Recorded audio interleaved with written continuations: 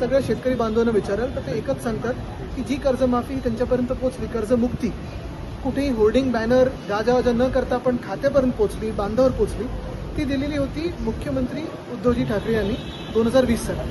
मला वाटतं त्याच्या आधीच्या घोषणा आणि त्याच्या नंतरच्या घोषणा ह्या सगळ्या पोकळ होत्या, आपल्याला माहिती होत्या.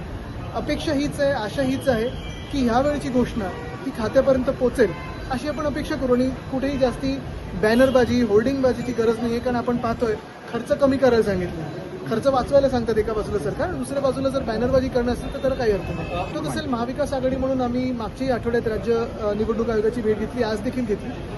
SIR सुरू जेव्हा होणार आहे, अजून झालेला नाही आहे, पण 30 जूनपासून SIR सुरू होईल.